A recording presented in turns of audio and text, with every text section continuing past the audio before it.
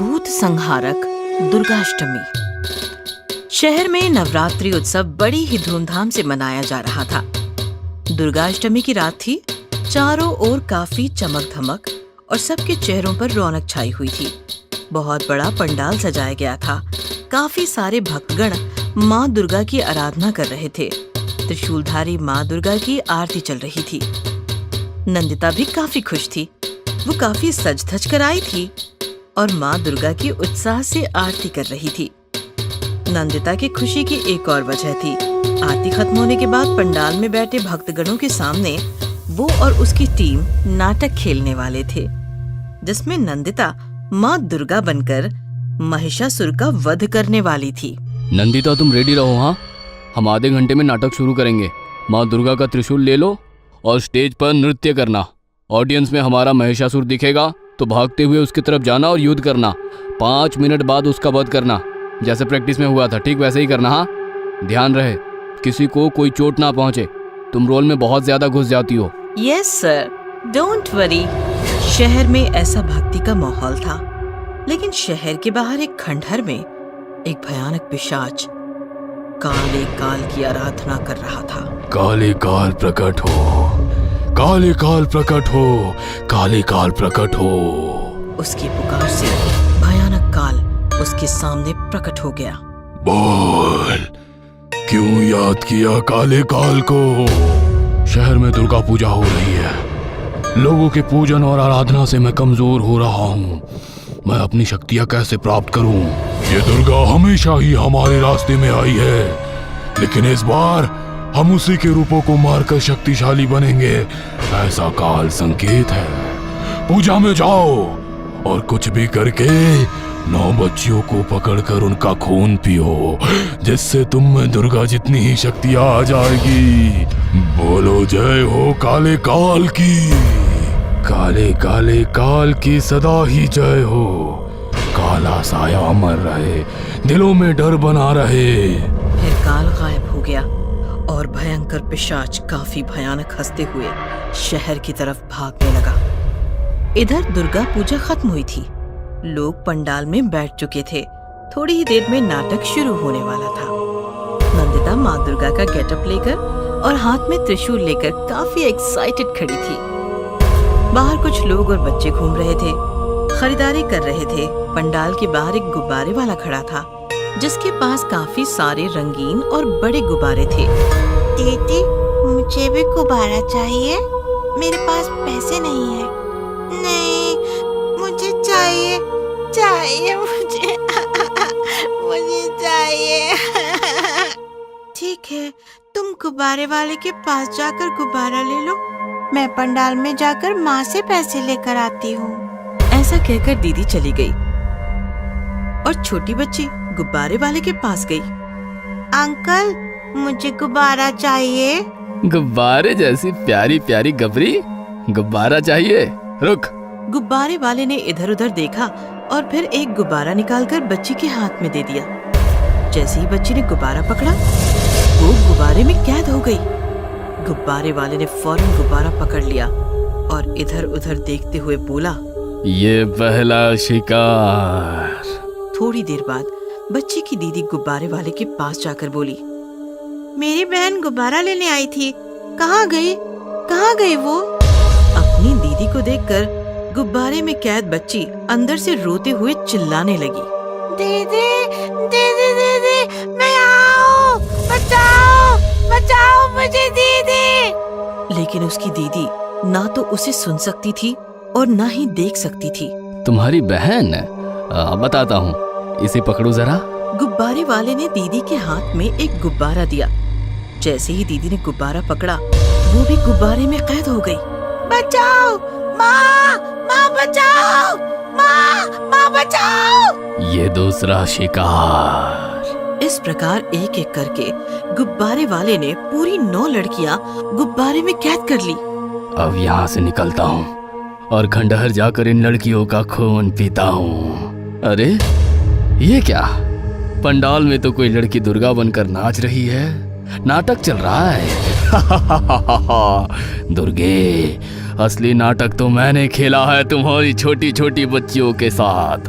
और तुम्हारे मूर्ख भक्त इनका अलग ही नाटक चल रहा है। जरा मैं भी तो देखूं क्या नाटक करती है ये लड़की। नंदिता स्टेज पर माँ दुर्गा के आवेश में नाच रही थी। भाविक हाथ जोड़कर खड़े थे। बाहर गुब्बारे वाला बनकर खड़ा पिशाच हंस रहा था। गुब्बारे के अंदर कैद लड़कियां चीख रही थी, चिल्ला रही थी, लेकिन उनकी चीख पुकार कोई नहीं सुन पा रहा था, क्योंकि वो पिशाच के माया में फंसी थी। तभी महिषासुर बना अभिनेता पंडाल के बाहर खड़ा हुआ। डायरेक्टर ने इशारा किया और त्रिशूल लेकर नंदिता माँ दुर्गा के आवेश में महिषासुर की तरफ भागने लगी। महिषासुर भी रेडी था, लेकिन नंदिता ने उसको छोड़ दिया और वो भागते हुए सीधे गुब्बारे वाले के पास गई। अरे नंदिता, क्या कर रही हो? महिषासुर तुम्हारे पीछे है। शिट! नंदिता ने अपने त्रिशूल से सारे गुब्बारे फोड़ दिए। जैसे ही गुब्बारे फूटे, सारी लड़कियां आजाद हो गईं। गुब्बारे वाला पिशाच भी अपने असली रूप में आ गया। ये सब देखकर सारे लोग घबरा गए और इधर उधर भागने लगे। ए लड़की, मेरी माया का कवच फोड़ दिया, अब मैं तुम्हें नहीं छोड़ूंगा। मैं कोई साधारण लड़की नहीं हूँ, माँ दुर्गा हूँ, माँ दुर्गा हूँ, माँ दुर्गा हूँ मैं। और जब तक मैं हूँ तुम मेरी बच्चियों और भक्तों का कुछ भी अहित नहीं कर सकते। पापी, दुष्ट, तुम कितनी भी शक्तियां बढ़ा लो, हर युग में, हर काल में मैं तुम्हारा वध ही करूंगी। और फिर दोनों में घनघोर युद्ध शुरू हुआ। काफी देर युद्ध चलता रहा और अचानक दुर्गा ने लात मार के पिशाच को नीचे गिरा दिया और उसकी छाती पर अपना पैर रखकर त्रिशूल पिशाच के सीने में घुसाया और त्रिशूल से पिशाच का वध कर दिया। ये नजारा देखकर सारे उपस्थित भक्तगण और नंदिता के डायरेक्टर भी काफी चकित और उल्लासित हो गए थे। नंदिता के शरीर में साक्षात माँ दुर्गा प्रकट हुई और उन्होंने पिशाच का वध करके संकट का निवारण किया। ये सत्य सभी समझ गए। बोलो दुर्गा माता की जय। सब लोग नंदिता के चरणों में गिर गए और उसके चरण की धूली अपने माथे पर लगाकर धन्य हो गए। खंजर वाली भूतनी। बहुत समय पहले की बात है। पुराने खंडहर में एक भूतनी रहती थी। वो भूतनी लोगों को डराकर मारा करती थी। उसे ये करने में बड़ा ही मजा आता था। कितने बेवकूफ होते हैं ये इंसान। डरपोक कहीं के। जरा सी फूंक मारो और हवा में फुर। भूतनी कई सालों से लोगों को डराकर मारती रही और धीरे धीरे उसकी शक्तियां कम होने लगी और अब ये कमजोर हो गई थी और किसी को भी मार नहीं पाती थी। लगता है मेरे जाने का वक्त आ गया है। मैं नहीं जाना चाहती इस दुनिया से। काला साया, शैतानों के देवता, मेरी मदद करो। भूतनी के पुकारने पर शैतानों का देवता काला साया उसके सामने आ जाता है। तो चाहे तो दुनिया की सबसे शक्तिशाली भूतनी बन सकती है। कैसे काला साया, बताओ मुझे। काला साया एक खंजर भूतनी को देता है और उसकी गर्दन पर वार करता है। ये क्या किया तुमने साया? इस खंजर पर तुम्हारा खून लग गया है। अब तुम जिस भी इंसान को इस खंजर से मारकर उसका खून पियोगी, तुम्हारी शक्तियाँ और बढ़ जाएंगी। पर याद रहे, ये खंजर तुम्हारा सर्वनाश भी कर सकता है। हाँ, मैं ये याद रखूंगी साया। तुम फिक्र मत करो, मैं इस दुनिया की सबसे शक्तिशाली भूतनी बन जाऊंगी। उसी रात अनिल नाम का एक लड़का अपने ऑफिस से घर को लौट रहा था। तभी उसे सड़क पर एक बूढ़ी औरत बैठी हुई दिखती है, जो ठंड से कराह रही होती है। अरे माई, तुम यहाँ इतनी रात में क्यों बैठी हो? अरे बेटा, अब क्या बताऊं, मेरे बेटे और बहू ने मुझे यहाँ छोड़ दिया। उन्होंने कहा कि वो मुझे लेने आएंगे, पर अभी तक नहीं आए। अनिल को उस बूढ़ी औरत पर तरस आ जाता है। माई, आप मेरे घर चलो, कल मैं आपको आपके बेटे के पास छोड़ दूंगा। भला हो तेरा बेटा, चल। अनिल उस बूढ़ी औरत को अपने घर लाता है और दरवाजा बंद करता है। माई, तुम्हें भूख लगी होगी ना, तुम यहाँ बैठो, मैं कुछ बना कर लाता हूँ। बूढ़ी औरत जो झुककर खड़ी थी एकदम से सीधी खड़ी हो जाती है और एक बड़ी ही भयानक आवाज में कहती है, भूख? भूख तो लगी है बेटा, पर मैं खाना नहीं खाऊंगी, मैं पीऊंगी तेरा खून। वो औरत एक खून पीने वाली चुड़ैल बन जाती है। उसके हाथ में एक खंजर होता है। वो उस खंजर से अनिल की गर्दन पर वार करती है और उसका सारा खून पी जाती है। अब मैं बन जाऊंगी और भी शक्तिशाली। वो भूतनी अपने अगले शिकार को ढूंढने के लिए निकल जाती है। कुछ देर बाद घर में अनिल का भाई विजय उसकी लाश देखता है और रोने लगता है। ये जिसने भी किया है, मैं उससे जरूर बदला लूंगा भैया। एक के बाद एक कई मौतें होने लगी और वो खून पीने वाली चुड़ैल का कहर पूरे शहर में बढ़ गया। सभी उसे खंजर वाली चुड़ैल के नाम से जानने लगे। वो भेष बदलकर लोगों से मदद मांगती। मेरी मदद करो, मुझे मेरे घर पहुंचा दो। हाँ माँ जी, चलिए। माँ जी, यहाँ तो कोई घर नहीं है, यहाँ तो आगे जंगल है घना। जंगल है तभी तो तेरा खून मजे से पी पाऊंगी। भूतनी अपने भयानक रूप में आ जाती है और उस औरत के गले पर वार करके उसका सारा खून पी जाती है और अपनी शक्तियों को और बढ़ाती है। शहर में अब कोई किसी की मदद करने से पहले 10 बार सोचता था। किसे पता कब खंजर वाली रूप बदलकर वार कर दे। विजय को यकीन हो जाता है कि उसके भाई का खून भी खंजर वाली ने ही किया है।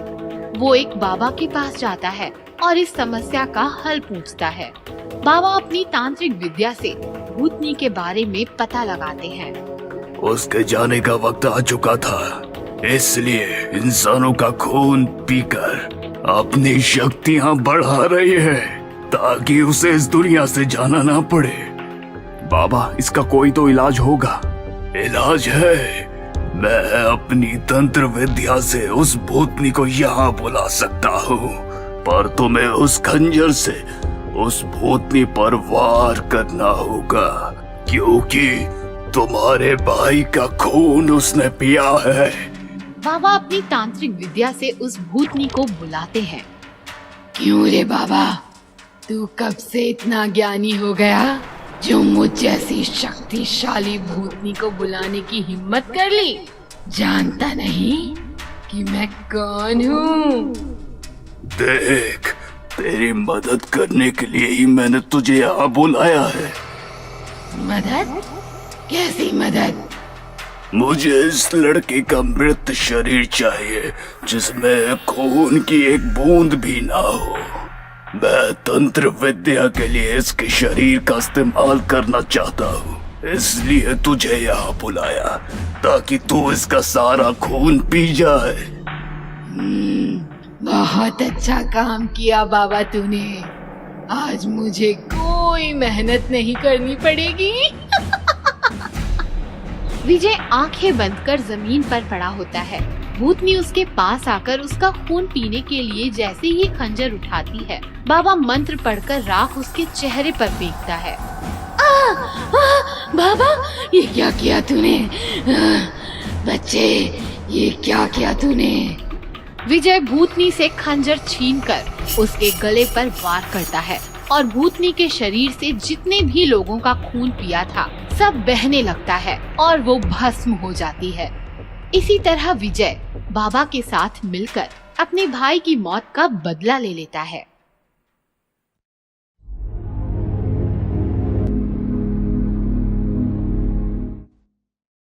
देवाशीष अपनी पत्नी जेनी के साथ यूएस में रहता था।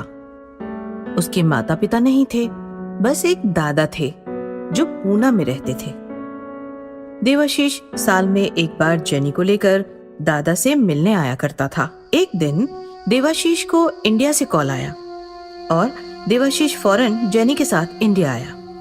दोनों पूना दादाजी के घर पहुंचे तो लोगों की काफी भीड़ थी, पुलिस भी मौजूद थी। मौत 15 दिन पहले हुई है। अकेले रहते थे इसलिए किसी का ध्यान नहीं गया। बदबू आने लगी तो पड़ोसियों ने खबर की। देवाशीष और जेनी अंदर आए और लाश को लिपटकर रोने लगे। दादाजी, ये क्या हो गया? मेरे शादी में चलते तो ये सब ना होता। क्यों यहाँ रहने की जिद पड़ रहे? क्यों? देवाशीष और जेनी ने दादाजी का क्रियाकर्म किया और कुछ दिन इंडिया में ही रहने का फैसला किया।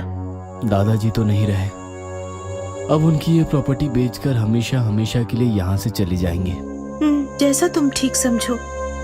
जेनी और देवाशीष दादाजी के घर में रहने लगे। एक सुबह दोनों सो रहे थे कि दरवाजे पर किसी ने दस्तक दी। देवाशीष ने दरवाजा खोला तो सब्जी वाली खड़ी थी। साहब सब्जी ले लो, ताजी ताजी सब्जी। सॉरी, नहीं चाहिए। देवाशीष और जेनी को अमेरिकन खाने की आदत थी। वो रोज अमेरिकन खाना ऑर्डर करते रहे और खाते रहे, लेकिन सब्जी वाली भी रोज सुबह दरवाजे पर दस्तक देती रही। साहब सब्जी ले लो, ताजी ताजी सब्जी। देवाशीष रोज उसे मना करता रहा, फिर भी वो रोज आती रही। एक दिन देवाशीष का पेट खराब हो गया और उसने जेनी से कहा, जेनी, हम इंडिया में हैं तो हमें यहीं का खाना खाना चाहिए। अमेरिकन खाना यहाँ के क्लाइमेट में डाइजेस्ट नहीं हो रहा। हम कल सब्जी वाली से सब्जी ले लेंगे। रात गहरी हो चुकी थी। जेनी और देवाशीष सो रहे थे कि अचानक उनके दरवाजे पर किसी ने दस्तक दी। दोनों जाग गए। अब इस वक्त कौन है? मैं जाकर देखता हूँ। ऐसा कहकर देवाशीष ने जाकर दरवाजा खोला तो वही सब्जी वाली खड़ी थी। तुम तो सुबह आती हो ना, अब रात में भी आना शुरू कर दिया। ये कोई टाइम है आने का?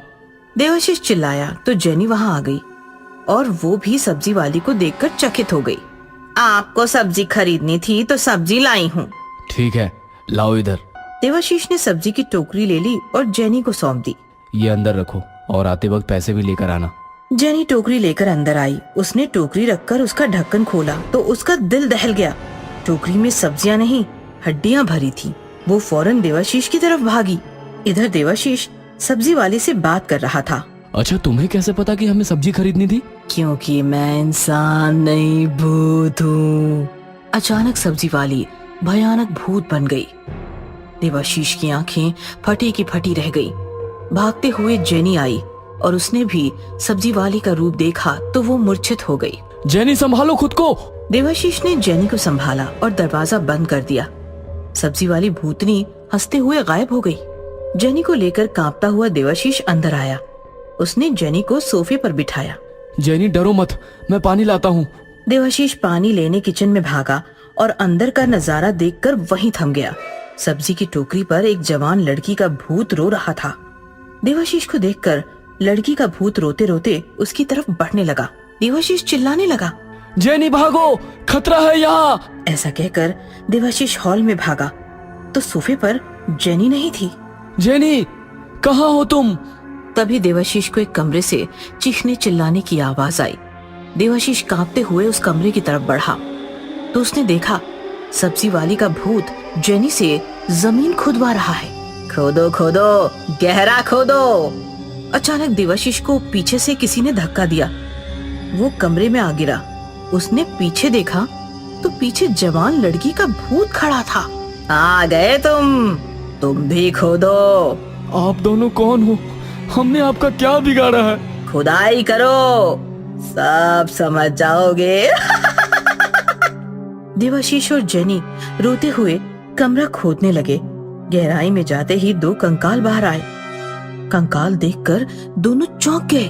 ये कंकाल किसके हैं? यहाँ कैसे आए? एक कंकाल मेरा है और एक कंकाल मेरी बेटी का। हम मर चुके हैं। हमें यहाँ दफना कर मार दिया था तेरे दादा ने। झूठ कह रही हो? झूठ लगता है तो मेरी इस बेटी से पूछो जो रो रही है। मेरी बेटी तुम्हारे दादा को सब्जी बेचने आई तो उसने इसके साथ गंदा काम किया। मैं उसे बचाने भागी तो उसने मेरे साथ भी जबरदस्ती की और हमें मार कर यहाँ दफना दिया।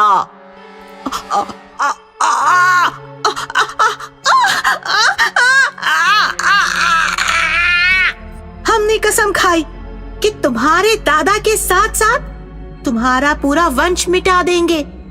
दादा को तो मिटा दिया, अब तुम्हारी बारी है। ऐसा कहकर दोनों भूतनियों ने देवाशीष और जेनी को पकड़ लिया। गला दबाकर तड़पा कर दोनों को मार दिया और उसी गड्ढे में दफन कर दिया। भूतनी का प्यार।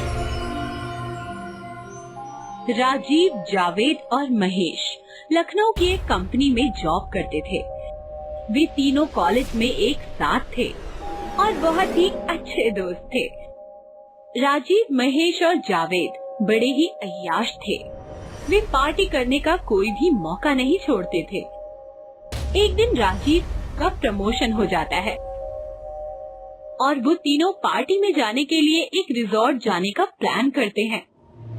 जब वो रिजॉर्ट जा रहे थे तब एक भूतनी की नजर उन पर पड़ जाती है तो वो एक खूबसूरत लड़की का रूप लेकर उनके पीछे पीछे पार्टी में चली जाती है और राजीव पर डोरे डालने लगती है। उसे देख राजीव उसके पास गया और बात करने लगा तो उसने बताया, मेरा नाम सुनैना है, मैं आपको बहुत पसंद करती हूँ। अगर आपके पास कभी टाइम हो तो कॉफी पर चलते हैं। इस तरह वो भूतनी राजीव को प्यार के जाल में फंसा लेती है। एक रात राजीव को ऑफिस में काम की वजह से देर हो जाती है, इसीलिए वो अकेला बस स्टॉप पर इंतजार कर रहा होता है। तभी सुनैना वहाँ कार लेकर आ जाती है और राजीव कार में बैठ जाता है। अरे वाह, क्या सही टाइम पर आई हो। वैसे भी आज लेट हो गया हूँ।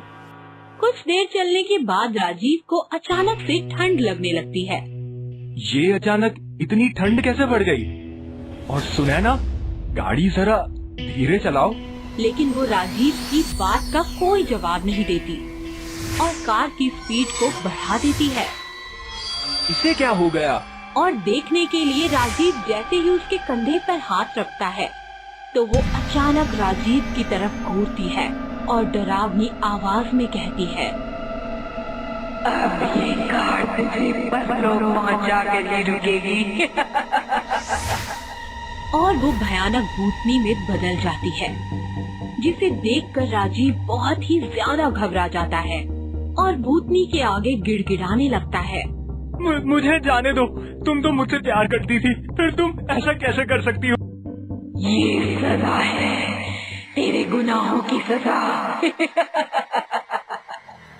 और भूतनी कार को एक बड़े से पेड़ से टकरा देती है, जिससे राजीव की मौत हो जाती है। गिनती शुरू, अब 2 और बाकी हैं। फिर वो भूतनी फिर से एक सुंदर लड़की का रूप लेकर जावेद को भी अपने प्यार में फंसा लेती है और एक रात उसको भी मार देती है। जावेद और राजीव को मारने के बाद भूतनी महेश को जाल में फंसाने की कोशिश करती है, पर अपने 2 दोस्तों को खोने के कारण महेश अकेला हो जाता है और सारी अय्याशियां छोड़ देता है। इसीलिए वो भूतनी एक काम वाली का रूप लेकर महेश के घर काम के लिए चली जाती है, ताकि मौका मिलते ही उसे भी मार सके। काम वाली के व्यवहार को देखकर महेश की पत्नी रानी को शक होता है और वो काम वाली पर नजर रखने लग जाती है। एक रात रानी को घर में कुछ हलचल महसूस होती है जब वो जाकर देखती है तो काम वाली भूतनी के रूप में बदल जाती है और महेश के शरीर से खून पीने लगती है, जिसे देख रानी के पैरों तले जमीन खिसक जाती है और वो जल्दी से मदद के लिए एक ओझा को बुलाती है। ओझा आते ही हवन शुरू करता है और घर में राख फूकने लगता है। ओम हम ग्रम ओम हम ग्रम। ए काली आत्मा, इस घर को छोड़कर चली जा। तभी भूतनी बाहर आ जाती है। ओझा, तू मेरे बीच मत आ, नहीं तो तू बेमौत मारा जाएगा। तभी ओझा भूतनी पर राख की पोटली फेंक देता है। उससे उसका शरीर जलने लगता है। बता, तू इसे क्यों परेशान कर रही है? बता। इन लोगों ने मेरे प्यार को छीना है। एक दिन मेरे पति काम से घर लौट रहे थे, तभी ये तीनों दोस्त शराब के नशे में गाड़ी चला रहे थे। वो इतने नशे में थे कि इन्होंने मेरे पति को कार से कुचल दिया और किसी को पता नहीं चले, इसलिए सड़क के पास ही दफना दिया। मेरे पति के सिवाय इस दुनिया में मेरा कोई नहीं था। उनके मौत के दुख में मैंने आत्महत्या कर ली और मैं भूत बन गई। इसीलिए ओझा, तू इस पापी को बचाने की कोशिश मत कर। ये कहते हुए भूतनी महेश को साथ लेकर हवन कुंड में कूद जाती है और अपने साथ महेश को भी जलाने लगती है। ये देख महेश की पत्नी भूतनी से माफी मांगने लगती है। तुम इन्हें मत मारो, मत मारो। मेरा महेश के सिवा इस दुनिया में कोई नहीं है। जो कुछ भी हुआ है उसके लिए मैं तुमसे माफी मांगती हूँ। बस तुम इन्हें छोड़ दो, माफ कर दो इन्हें। महेश की पत्नी की बात सुनकर भूतनी को दया आ जाती है और वो महेश को माफ कर देती है। फिर महेश एक बड़ा हवन करवाता है और भूतनी की आत्मा को मुक्ति दिलवा देता है। वैलेंटाइन वाली रात कहानी है कोकमपुरा शहर की। सैम नाम का काफी जवान और हैंडसम लड़का ट्रेन से अपनी मौसी के शहर कोकमपुरा आ रहा था। ट्रेन स्टेशन पर रुकते ही मौसी ने सैम को अपने सीने से लगा लिया।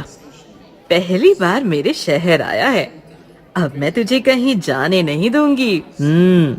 चिंता मत करो मौसी, पूरा फरवरी यहीं एंजॉय करूंगा। वैलेंटाइन डे का महीना है, तुम्हारे शहर से किसी न किसी लड़की को जरूर पटा ले जाऊंगा। सैम की बात सुनकर मौसी एकदम से कांप गई। कोकमपुरा में वैलेंटाइन नहीं मनाया जाता सैम। लेकिन सैम का ध्यान कहीं और ही था। अचानक उसका सिर चकराने लगा। ये क्या हो रहा है? क्या हुआ बेटा? लगता है ये जगह, ये शहर मैंने पहले भी देखा है। नजरों को पता नहीं क्या क्या नजर आ रहा है। सिर दर्द से फटा जा रहा है। सैम की बात सुनकर मौसी हंसने लगी। अरे पागल, जिंदगी में पहली बार आया है तू यहाँ। रात भर सफर किया है, उसी का नतीजा है ये। फिर सैम मौसी के साथ मौसी के घर की तरफ निकल पड़ा। दूसरे दिन शाम के वक्त सैम ने मौसी के गैराज में एक बाइक देखी और मौसी को आवाज लगाई। मौसी! मौसी वहाँ आई तो सैम ने पूछा, ये बाइक आशीष भैया की है ना? सैम की बात सुनकर मौसी इमोशनल होकर बोली, हाँ, ये आशीष की ही बाइक है। मेरा आशीष बिल्कुल तुम्हारे जैसा दिखता था, भगवान ने उसे मुझसे छीन लिया। मौसी रोने लगी और सैम भी भावुक हो गया। आशीष की बाइक लेकर सैम घूमते घूमते रोजी गार्डन पहुंचा। पता नहीं ऐसा क्यों लग रहा है कि इस गार्डन से मेरा कोई पुराना रिश्ता है। मुझे गार्डन में जाकर देखना चाहिए। सैम एंट्री गेट पर पहुंचा, लेकिन वॉचमैन ने उसे रोक लिया। नया है क्या? पता है ना, वैलेंटाइन खत्म होने तक रोजी गार्डन नहीं खुलता। सैम ने वॉचमैन से काफी बहस की, लेकिन कोई फायदा नहीं हुआ। सैम वापस बाइक के पास आया और अचानक उसने देखा बाइक में किसी ने गुलाब फंसा रखा था। गुलाब देखकर सैम खुश हो गया। चलो, यहाँ आकर कुछ तो अच्छा हुआ। रात भर सैम गुलाब को सूंघते हुए सोचता रहा कि गुलाब आखिर किसने फंसाया होगा। तभी गुलाब में उसे एक चिट्ठी मिली। चिट्ठी में लिखा था, सैम कल शाम रोजी गार्डन में मिलो। दूसरे दिन सैम रोजी गार्डन पहुंचा, लेकिन वॉचमैन को देखकर आगे बढ़ने की उसकी हिम्मत ही नहीं हुई। पता नहीं इस शहर को वैलेंटाइन से क्या एलर्जी है। तभी अचानक उसका हाथ पीछे से किसी ने खींचा और उसने देखा एक लड़की उसे खींचती हुई बगल वाले रास्ते से अंदर गार्डन में ले जा रही है। गार्डन आकर दोनों रुक गए। चैन की सांस लेने के बाद सैम ने देखा लड़की काफी खूबसूरत और मॉडर्न थी। ओह, तो तुम हो जिसने बाइक में गुलाब और गुलाब में लेटर छोड़ा था? मैं हूँ शर्वरी, तुम्हारी मौसी के बगल वाले बंगले में रहती हूँ। परसों तुम्हें आते देखा और देखते ही तुम पर फिदा हो गई। तुम्हें बताना चाहती हूँ यार, कितने हैंडसम हो तुम, सच्ची। ऐसा कहकर शर्वरी ने सैम को प्रपोज किया और इस प्रकार दोनों की लव स्टोरी शुरू हुई। वैलेंटाइन की हर शाम दोनों चोरी छिपे रोजी गार्डन में मिलने लगे। किस डे की शाम थी। काफी देर बातें करने के बाद शर्वरी ने सैम को अचानक से किस किया और कहा, कल वैलेंटाइंस डे है, कल हम हमेशा हमेशा के लिए एक हो जाएंगे। कल रात देर से आना और आशीष की कोई भी शर्ट पहन कर आना, समझे? शर्वरी के चूमने से सैम अपना आपा खो बैठा था। आधी रात गुजर चुकी थी। सैम आशीष के कमरे में उसकी शर्ट ढूंढ रहा था। मौसी वहां आई और उसने सैम को देख लिया। जरूर कुछ गड़बड़ है। घूमने के बहाने देर रात घर आता है और अब ये, मुझे इसे बाहर जाने से रोकना होगा। सैम, सैम, क्या कर रहे हो? निकलो यहाँ से। सैम ने मौसी की तरफ देखा। उसका रवैया बदल चुका था। वो एकदम खूंखार बन गया था। हट जाओ माँ, आज मुझे कोई नहीं रोक सकता। सैम ने मौसी को धक्का दिया और मौसी एक दीवार से टकराकर बेहोश हो गिरी। आशीष का एक शर्ट सैम ने ले लिया और दरवाजा बंद करके मौसी को कमरे में कैद कर लिया। वैलेंटाइन की रात थी। सैम आशीष का शर्ट पहनकर गार्डन में शर्वरी के साथ बैठा था। वो अब पूरी तरह नॉर्मल था। ये बताओ, तुमने आशीष भैया की शर्ट क्यों लाने को कहा? क्योंकि मैं तुम्हें अपनी दुनिया में ले जाने आई हूँ आशीष। शर्वरी अचानक से भयानक भूतनी बन गई। सैम काफी डर गया था। भूत! डरो मत आशीष, मैं शर्वरी, तुम्हारी प्रेमिका। याद करो 20 साल पहले वाली वैलेंटाइन की रात। हम दोनों यहाँ अकेले बैठे थे। तभी संस्कृति रक्षक बने कुछ गुंडे आए और हम दोनों को मार दिया। तुमने तो सैम बनकर दूसरा जन्म ले लिया, लेकिन मैं बस तुम्हारा इंतजार करती रही, बस तुम्हारा इंतजार करती रही। ये क्या कर रही हो तुम? कौन हो तुम? शर्वरी के भूत ने सैम के दोनों हाथ पकड़ लिए और उसके माथे पर किस किया। अचानक सैम शांत हो गया। फिर शर्वरी ने सैम को गले लगा लिया और अपने नाखूनों से उसका गला चीरकर उसे मार दिया। इस प्रकार शर्वरी ने दूसरा जन्म लेने वाले अपने वैलेंटाइन को मारकर वैलेंटाइन की रात ही हमेशा हमेशा के लिए उसे अपनी दुनिया में बुला लिया। TV show shooting. ये खौफनाक और सच्ची घटना मुंबई की है। मुंबई फिल्म और टीवी इंडस्ट्री का देवता है। यहाँ हर रोज सैकड़ों फिल्म्स और सीरियल्स की शूटिंग चलती है। रोज हजारों एक्टर्स काम मांगने सड़कों पर उतरते हैं। किसी का करियर बनता है तो किसी की जिंदगी बर्बाद हो जाती है। शनाया भी ऐसी ही एक एक्ट्रेस थी जिसने मुंबई में रहकर खून पसीना एक किया और आज वो टीवी इंडस्ट्री की क्वीन है। आज हालात ऐसे हैं, शनाया शो में ना हो तो शो का टीआरपी ही नहीं बढ़ता। इसीलिए काम देने के लिए शनाया के घर के सामने प्रोड्यूसर्स की लाइन लग जाती है।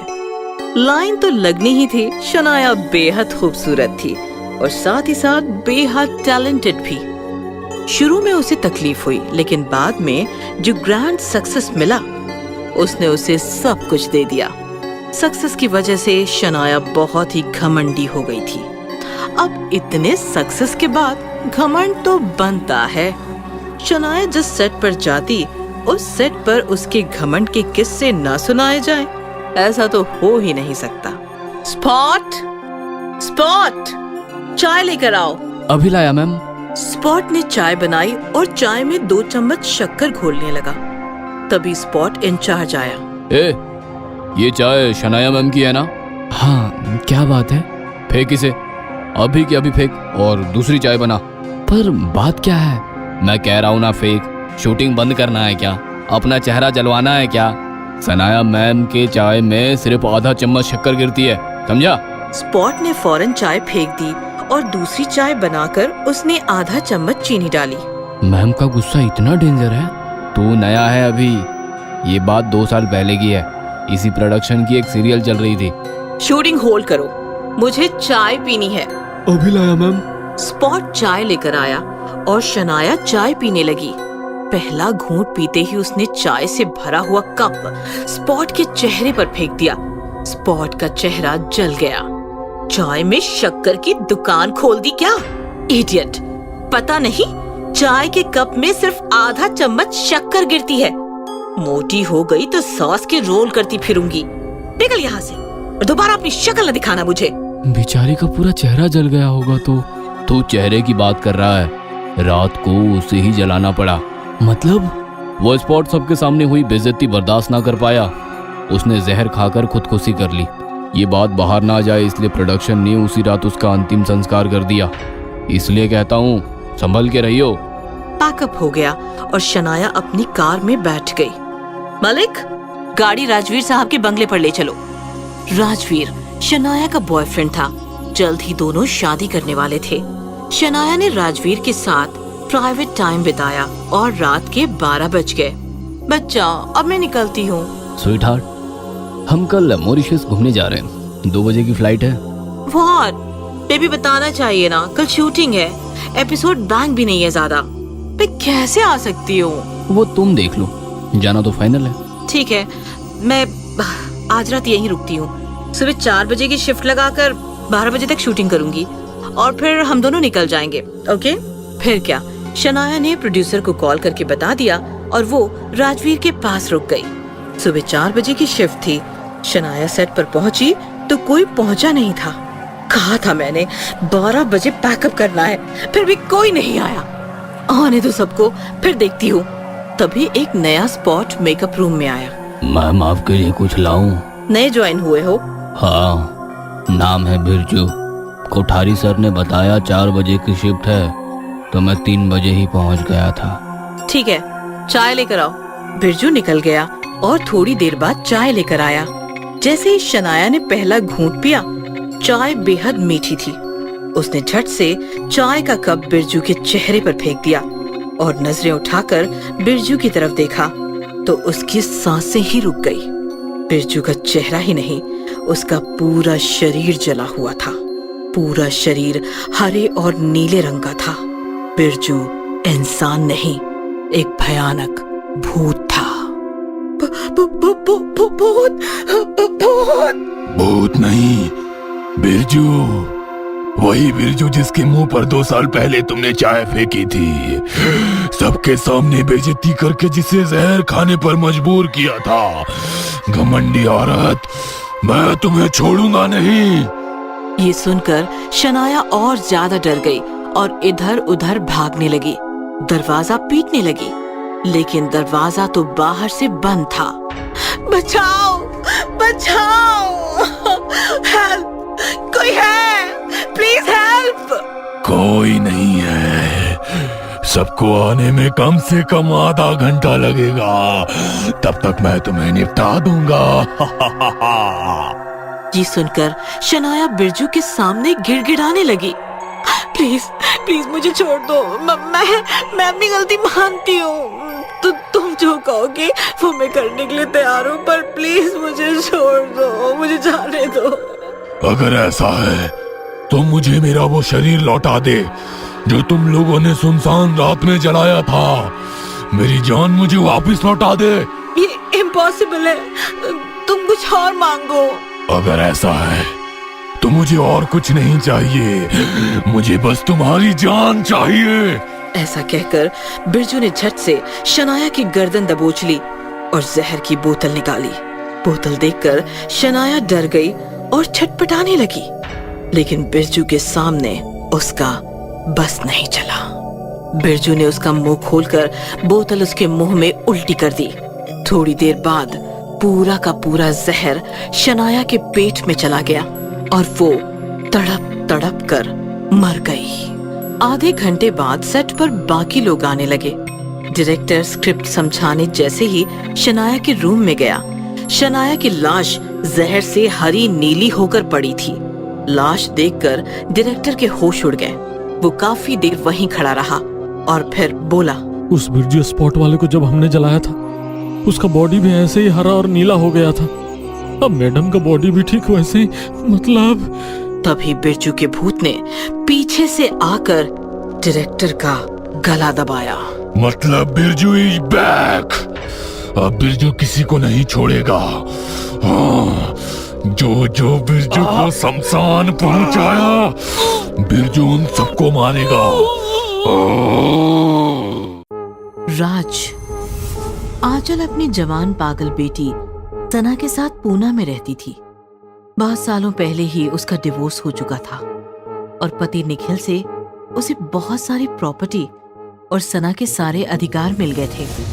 निखिल को सना से बहुत प्यार था, लेकिन कोर्ट में वो आंचल के सामने टिक नहीं पाया और सना के सारे अधिकार आंचल को मिल गए और निखिल गुस्सा हो गया। ये बात 20 साल पुरानी है। आज सना 25 साल की है, लेकिन उसकी हरकतें बिल्कुल 5 साल की सना जैसी हैं। सना रात रात भर रोती रहती है या फिर बिना वजह जोर जोर से हंसने लगती है।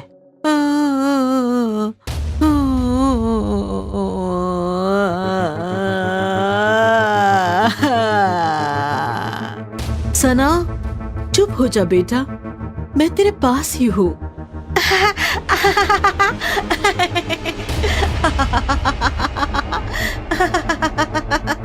अब हंसो मत, रात है अभी, लोग तुम्हें पागल समझेंगे।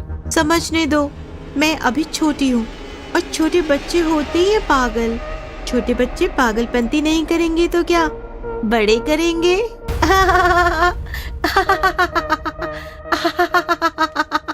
25 साल की अपनी जवान बेटी की ये हालत देखकर आंचल को रोना आ गया।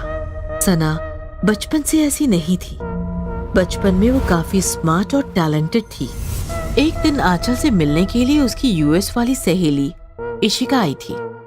सना की हालत देखकर वो बोली, बचपन में तो सना ऐसी नहीं थी, फिर अचानक ये सब कैसे हुआ? बहुत लंबी कहानी है इशिका, सुनाओ ना, तुम्हारा दर्द भी हल्का हो जाएगा। सना 5 साल की थी तब। मम्मा, मैं बोर हो गई हूँ, पापा के पास जाना है। नहीं, बोर हो गई हो तो हम कुछ दिन शहर से बाहर फार्म हाउस में रहेंगे, लेकिन पापा के पास नहीं। ये हम फार्म हाउस जाएंगे। सना भागती हुई अपने कमरे में गई और उसने अपने पापा निखिल को कॉल किया। पापा पापा, मम्मी मुझे फार्म हाउस लेकर जा रही है। दूसरे दिन सना को लेकर आंचल कार से फार्म हाउस चली गई। फार्म हाउस में आते ही उसे निखिल का कॉल आया। हेलो, मेरी बेटी ने बताया मुझे तुम फार्म हाउस आई हो, लेकिन याद रखो मैं तुम्हें वहाँ चैन से रहने नहीं दूंगा। क्या करने वाले हो तुम? Hello hello hello. आंचल डर गई थी क्योंकि निखिल किसी भी हद तक जा सकता था और हुआ भी वही। उसी रात से आंचल के साथ अजीब अजीब घटनाएं घटने लगी। फार्म हाउस का केयरटेकर बिना कुछ बताए गायब हो गया। आधी रात में जब आंचल सना के कमरे के सामने आई तो अंदर से उसने सना के हंसने की आवाज सुनी।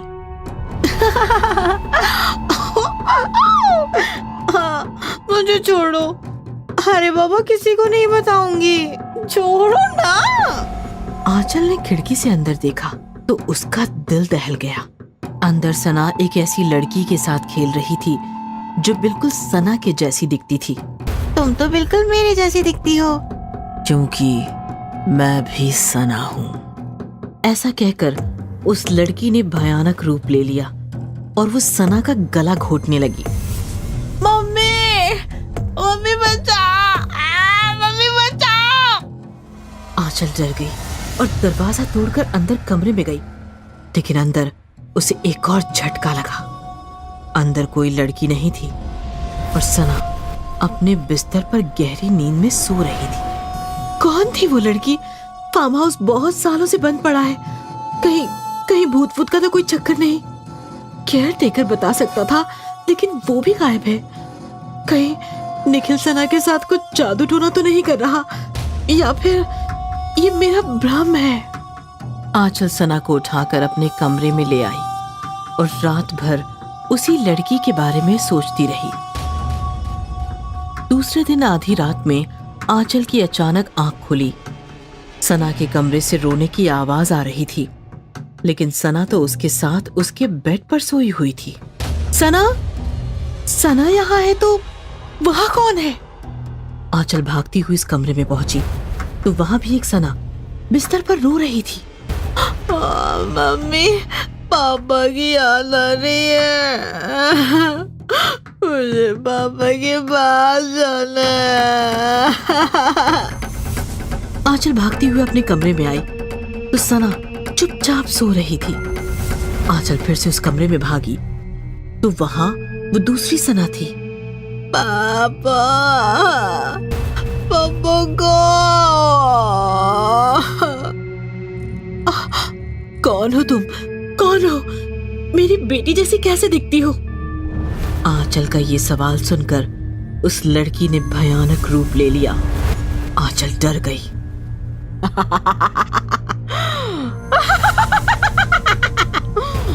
मम्मी, मैं सना हूँ।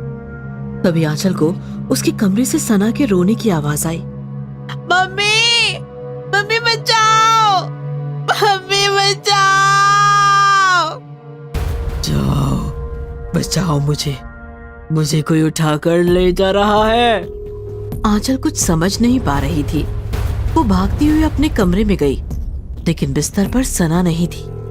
आंचल खड़ी खड़ी देख रही थी कि तभी पीछे से झट से किसी ने उसे पकड़ लिया। आंचल जोर से चीख पड़ी।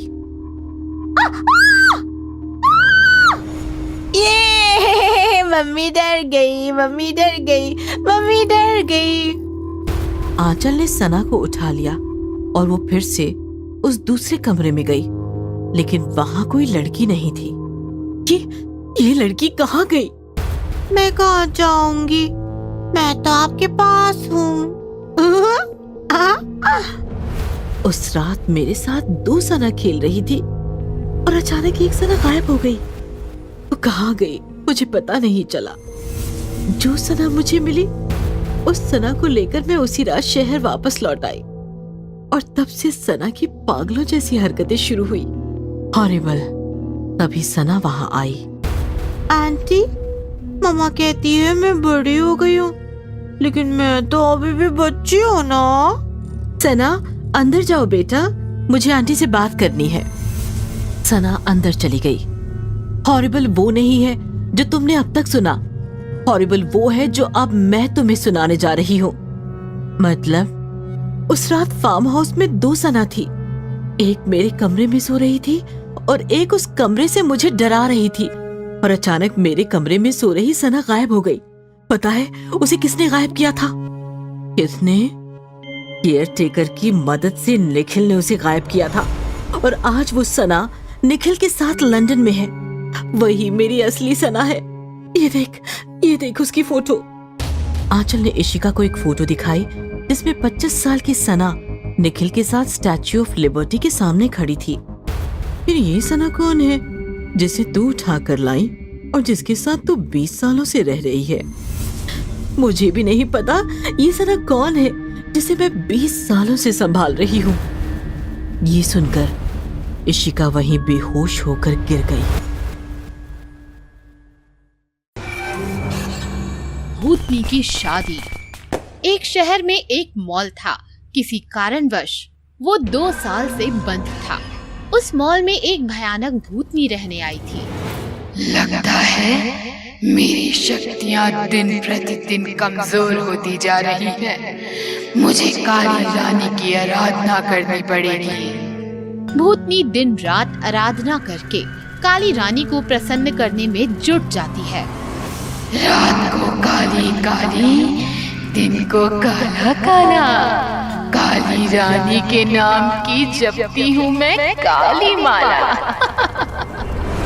2 महीनों तक आराधना करने के बाद काली रानी प्रसन्न होती है और भूतनी को दर्शन देती है। रात रहेगी काली, दिन भी होगा काला। बोल काली रानी की तू क्यों जपती है माला? हे काली रानी, मैं दिन प्रतिदिन बूढ़ी होती जा रही हूँ, शक्तिहीन होती जा रही हूँ। मुझे ऐसा उपाय बता कि मैं जवान हो जाऊं, ताकतवर हो जाऊं। ठीक है, तू शादी कर ले, किसी भूत से नहीं, इंसान से। शादी की पहली रात उसे मार देना, तू फिर से जवान हो जाएगी और ताकतवर हो जाएगी। ठीक है रानी, अपना काला साया ऐसे ही मुझ पर कायम रखना। काले साम्राज्य की जय हो, जय हो। आशीर्वाद देकर काली रानी चली जाती है और भूतनी दूल्हा ढूंढने में लग जाती है। क्या यार राहुल, तू शादी कब करेगा और हमें पार्टी कब देगा? कोई ढंग की लड़की भी तो मिलनी चाहिए। तेरी चिंता मैं दूर किए देता हूँ। मोबाइल दे अपना।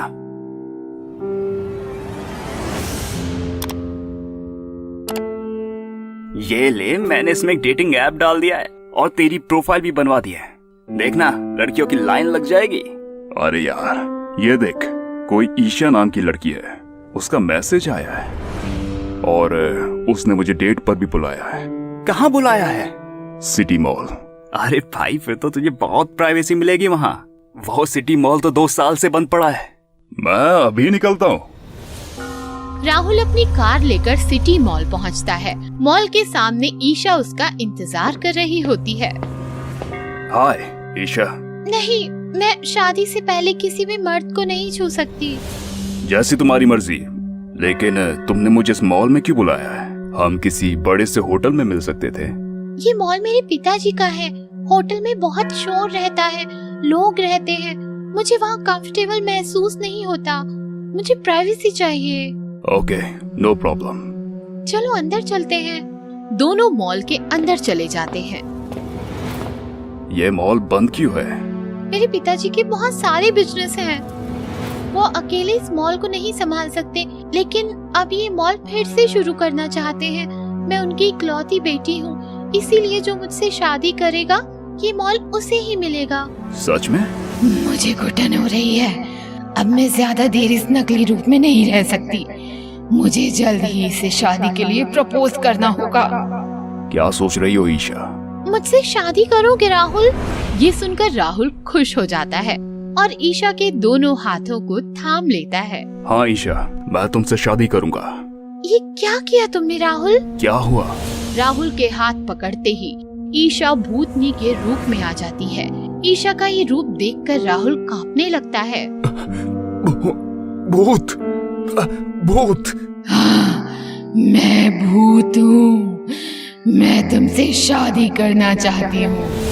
अगर तुमने मुझसे शादी की तो तुम्हें जो चाहिए वो मिलेगा, पैसा, गाड़ी, बंगला, सब कुछ।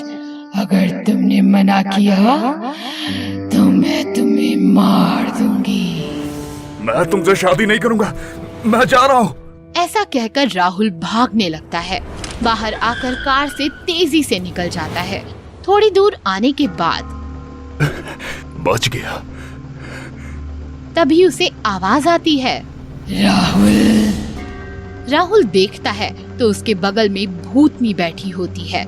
राहुल जोर जोर से चिल्लाता है और उसकी कार एक ट्रक को टकरा जाती है। भूतनी हंसते हुए आसमान में उड़ जाती है। इस प्रकार डेटिंग ऐप से भूतनी बहुत से लड़कों को अपने जाल में फंसाती और उनके मना करने पर उन्हें मार देती है।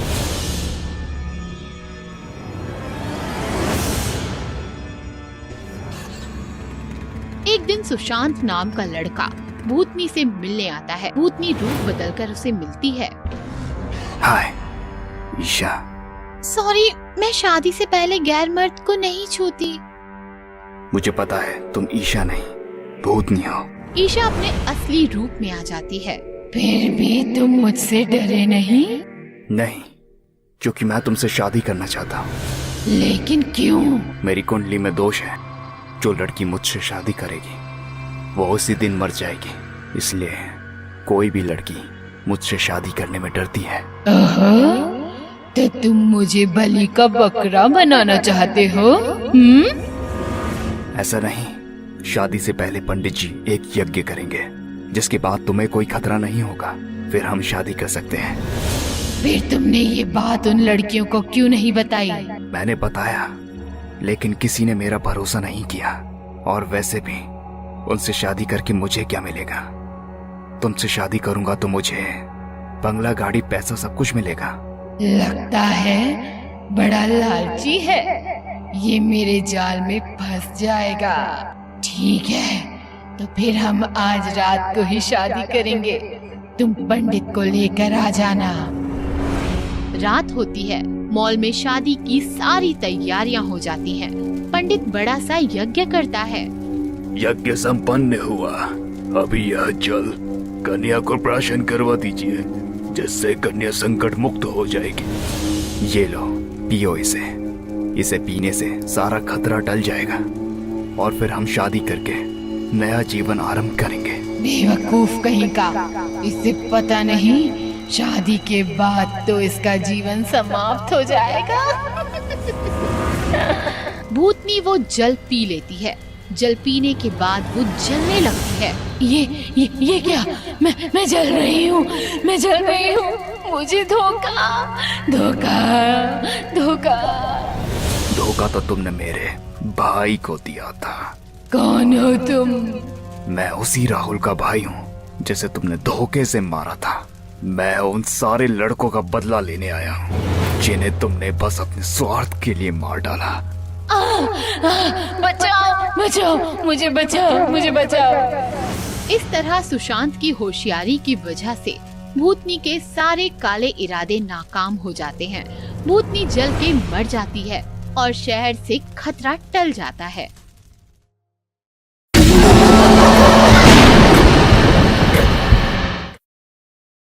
भूतिया हॉस्पिटल पार्ट 3। ये कहानी है अहमदाबाद की। अहमदाबाद में एक बहुत ही बड़ा और मशहूर अस्पताल था। रोजाना काफी सारे पेशेंट्स वहां अपना इलाज करवाने आते थे। बहुत से पेशेंट्स को भर्ती करवाया जाता और रात दिन उनका इलाज चलता था। अस्पताल में एक ऐसा पेशेंट भी था जिससे ये अस्पताल बाकी अस्पतालों से अलग था। इस अस्पताल में 30 साल से कोमा में गया एक पेशेंट डॉक्टर्स की निगरानी में रखा गया था और उस पर इलाज हो रहे थे। दरअसल वो कौन था, कहां से आया था और उसे कौन भर्ती करवा के गया, इसका अस्पताल के पास कोई रिकॉर्ड ही नहीं था। ये भी एक अजीब बात थी। दरअसल ये पेशेंट मेडिकल फील्ड से संबंधित एक्सपेरिमेंट करने हेतु अस्पताल ने संभाले रखा था और अस्पताल उसके इलाज का पूरा खर्चा उठा रहा था। लेकिन 30 सालों में इस पेशेंट ने अपनी पलकें भी नहीं झपकी थी। कुछ दिनों बाद अस्पताल में दिन भर मरम्मत का काम चलने लगा, जिससे ज्यादा पेशेंट्स अस्पताल ने भर्ती नहीं करवाए और रात के वक्त अस्पताल सुनसान पड़ने लगा। ऐसी ही एक काली रात थी। अस्पताल सुनसान पड़ा था और 1-2 नर्स ही ड्यूटी पर थी। जूली नाम की एक नर्स रात के 2 बजे राउंड पर निकली और अचानक चलते चलते एक अंधेरे वार्ड में आ पहुंची। उसकी नजर एक बेड पर पड़ी और जूली यकायक जोर से चीख पड़ी। जूली जोर जोर से चीखती हुई इधर उधर भागने लगी। उसकी चीखें सुनकर बाकी नर्सेज, डॉक्टर्स और सिक्योरिटी गार्ड ने उसे घेर लिया। क्या बात है जूली, तुम चीख क्यों रही हो? डॉक्टर, वो साफ साफ बताओ जूली, क्या बात है? डॉक्टर, वो पेशेंट 30 साल से कोमा में पड़ा था। हाँ, बेड नंबर 13, उसका क्या? डॉक्टर वो अपने बेड पर नहीं है, नहीं है वो अपने बेड पर। व्हाट? क्या बक रही हो जूली? तुम्हारी तबीयत तो ठीक है? मैं सच कह रही हूँ डॉक्टर, मैं राउंड पर गई तो वो अपने बेड पर नहीं था। चलो हम चलकर देखते हैं। नहीं, आप जाओ, मुझे डर लग रहा है। ओहो, तुम यहीं ठहरो, हम जाकर आते हैं। ऐसा कहकर डॉक्टर और नर्सेस उस वार्ड में बेड नंबर 13 के पास गए तो वो पेशेंट 30 साल पुरानी अपनी उसी हालत में बेड पर लेटा था। ये जूली भी ना, लगता है नाइट ड्यूटी का बुरा असर हुआ है उसके दिमाग पर। चलो चलते हैं और उसे घर भेज देते हैं। सब लोग निकल गए। जैसे ही सब गए, कोमा में बेड पर लेटे पेशेंट ने अपनी आंखें खोली।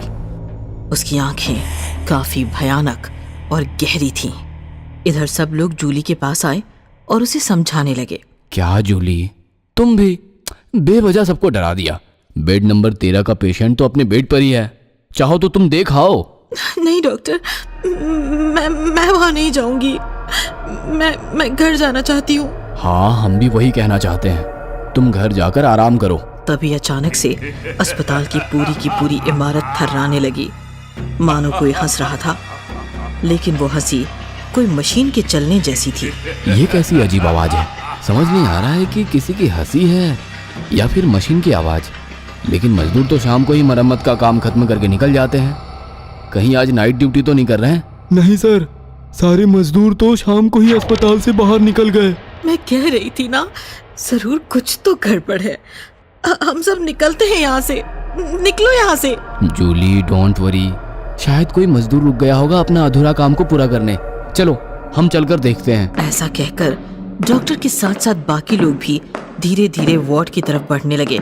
जैसे ही उन्होंने वार्ड में कदम रखा, सामने का नजारा देखकर सबकी हालत बिगड़ गई। कोमा पेशेंट काफी भयानक रूप में बेड को अपने दोनों हाथों से कसकर पकड़कर जोर जोर से हिलाता हुआ उछल रहा था और जोर जोर से हंस रहा था। उसकी हंसी लगभग ड्रिलिंग मशीन जैसी थी। ये नजारा देखकर सब लोग डर गए, लेकिन डॉक्टर अभी भी कंफ्यूज था। हमने गलती की इसको यहाँ रखकर। ये कोमा में जाकर कब का मर गया है और भूत बन गया है। ये हमें नहीं छोड़ेगा। भागो यहाँ से, भागो। हाँ सर, जूली ठीक कह रही है। Shut up. अरे इतिहास में पहली बार हमें ऐसा नजारा देखने को मिल रहा है। 30 साल में कोमा में पड़े पेशेंट का यूं अचानक जागना, वो भी इतनी एनर्जी के साथ। इम्पॉसिबल। मेडिकल साइंस के हिस्ट्री में आज तक ऐसा किसी ने नहीं देखा। ऐसा कहकर डॉक्टर उसके करीब जाने लगा। सर रुकिए, sir. Calm down dear, calm down. क्या तुम बात कर सकते हो? क्या तुम हमें देख सकते हो? बेड नंबर 13, मैं तुम्हारा डॉक्टर, बात करो मुझसे। ऐसा कहकर डॉक्टर उसके करीब जाने लगा। तभी अचानक उस पेशेंट ने अपनी आंखें डॉक्टर की तरफ घुमाई और डॉक्टर पर जोरदार छलांग मारकर उसे किसी खूंखार जंगली जानवर की तरह फाड़ कर फेंक दिया। भागो, भागो यहाँ से, भागो, भाग जाओ, भागो। डॉक्टर की उस हालत के बाद मानो पूरे अस्पताल में भागम भाग मच गई। सभी लोग अपनी जान मुट्ठी में लेकर इधर उधर भाग रहे थे, बाहर निकलने की कोशिश कर रहे थे, मगर अफसोस अस्पताल के सारे दरवाजे खिड़की बाहर से बंद थे और कोई भी मोबाइल या टेलीफोन काम नहीं कर रहा था। वो खूंखार भूतिया पेशेंट अस्पताल में खुले शेर की तरह घूम रहा था और बाकी सब इधर उधर छिपकर अपनी जान बचाने की कोशिश कर रहे थे। लेकिन सुबह होते होते उस भूत ने अस्पताल में छिपे हुए एक एक को खोज निकाला और बेरहमी से मार दिया। फिर करीब करीब सुबह के 6:30 बजे वो वापस अपने वार्ड में जाकर अपने बेड पर लेट गया और आंख बंद करके फिर से कोमा में चला गया। 8 बजे पुलिस आई और छानबीन शुरू हुई तो पुलिस को कातिल का एक भी सुराग नहीं मिला और पुलिस भी हैरान रह गई। सबको मार दिया उसने, बस उस कोमा पेशेंट को छोड़कर। सर, कातिल के खिलाफ कुछ भी नहीं मिला। बाहर मीडिया खड़ी चिल्ला रही है, क्या कहें उन्हें? किसने की ये सब हत्याएं? देखो, कह दो कोई अज्ञात हत्यारा हत्याएं करके चला गया है, जल्द ही पकड़ा जाएगा। इस प्रकार उस दिन के बाद पुलिस अज्ञात हत्यारे की तलाश में भटकती रही। अस्पताल सील करा दिया गया और बेड नंबर 13 पर लेटा हुआ वो कोमा पेशेंट भी अस्पताल के साथ साथ हमेशा हमेशा के लिए बंद हो गया और उसका राज भी उसी के साथ अस्पताल की चार दीवारी में कैद हो गया।